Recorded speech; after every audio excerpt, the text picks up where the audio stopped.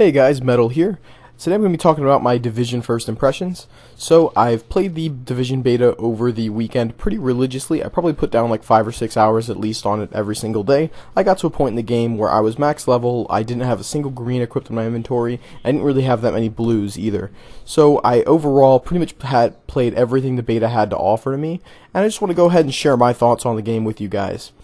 So to start, I just want to start with the loot, because that's pretty much the biggest part of the game. I think overall the loot system is good. Some people have complained that it's a bit too realistic to have a loot system and stuff like that.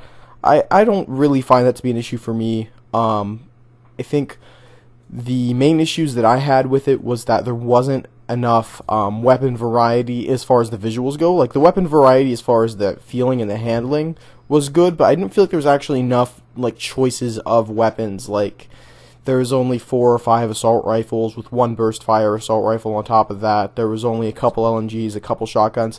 That might have just been because it was beta and they were locking a lot of weapons behind. That's very much possible.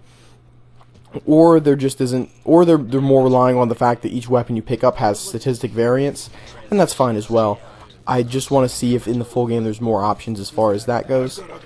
Something I found frustrating, especially in the Dark Zone, was the fact that you can't compare your weapon modifications. So if you're looking at a Dark Zone vendor and he's got a foregrip and you want to see if it's better than your current foregrip, or even worse, you're looking at a foregrip that's on the ground and you want to see if it's better than your current foregrip, you don't really have any way to compare it, and furthermore, it doesn't even tell you the actual stats of the foregrip until you pick it up and look at your inventory. That's not so bad in the PvE area, but in the Dark Zone, when anyone can engage you at any time and they can see that you're sitting there in your inventory, that's a massive issue. And especially by the end of the game, I had a shotgun that could one-shot down people if I got up close to them and shot them in the face with it. So if they weren't, like, if I could walk up to someone who's in their inventory and they didn't realize what was going on, I could have them down before they could come out of their inventory and figure out what was going on. So I think that's a massive issue and that needs to be fixed. The other thing I'd like to see out of the loot system is just more variety in the cosmetics, in the cosmetic items. I think that there is a little bit there. I mean, there's a lot of different hats and things like that, but most of it is just, you know, different colors of jackets and pants and things, and some of them are bigger than others or smaller than others. But overall, there's very little variety. It just really feels like you're more picking colors for your outfit than anything else. Additionally, I just want to go ahead and talk about the rogue system. I would consider myself more of a rogue player than like a hero type player. I kill lots of people. But I think that in the current state of the game, with the size of the map and the amount of players and the amount of punishment you get for dying as a rogue, there's not much of a reason to be a rogue. There's just not much of a reward there for the risk you're taking, because, like, let's look at it this way. So if you kill one person, you go on a 90-second rogue, and you get $200 if you survive that, which is barely anything. You can get that by killing a room full of NPCs and without much risk to yourself. If you kill a bunch of people, I'm not sure the exact number, you'll get Manhunt Status, which you need to survive for 5 whole minutes, and every time you engage someone, it's going to be reset.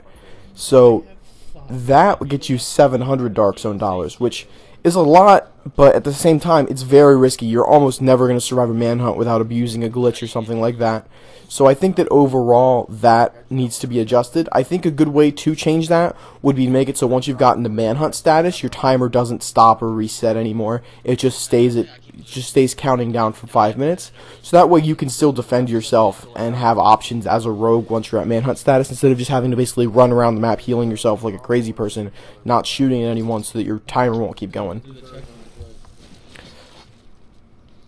I also think that the amount of damage that you do to people needs to be adjusted before you're marked rogue, or it needs to just be a smarter system overall. Because I've heard of people following people around and just shooting them once or twice and then letting their like red reputation go away, and then shooting them a little bit more and keep doing that until they're very weak and then killing them, and without ever going rogue until after they killed them. That seems really frustrating.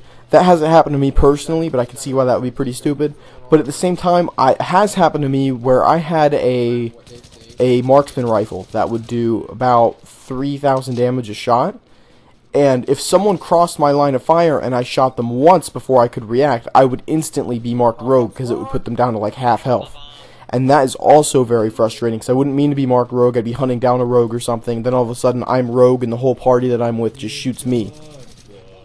And that's not a very good system either. So I think it needs to be keeping track of, instead of maybe damage, the number of bullets you've shot at someone, like once you've shot them twice or 3 times or something. then you get marked as rogue, but at the same time I can see that being abused as well. So I'm not really sure what the solution is there, but there's got to be one, and I think the developers should look into that more. I want to talk about extraction now. So whenever you find loot in the dark zone, it's considered contaminated, and you have to extract it out of the dark zone by calling in a helicopter and placing your bag on the line.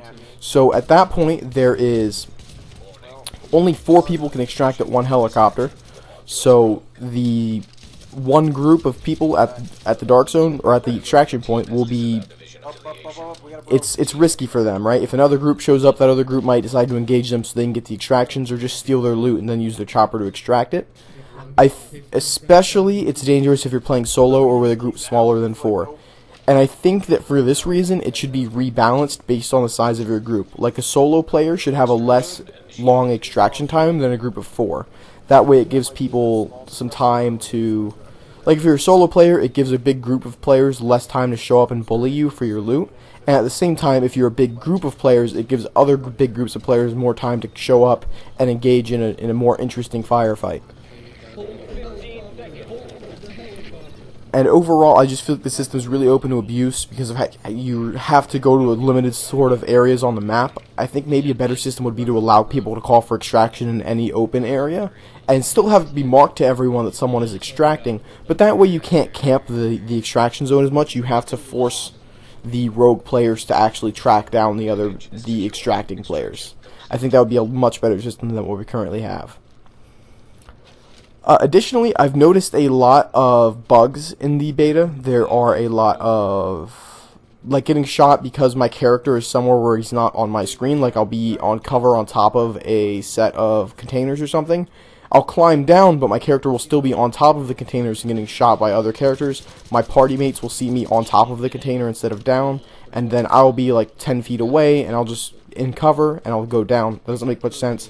It needs to be resolved, but it seems like there's some issues with the game servers or something along those lines that's causing these issues. Additionally, there's been issues where there's just completely invisible players. I think on the 3rd day of the beta, I was getting killed more often than invisible players than what people I could see. That was very frustrating.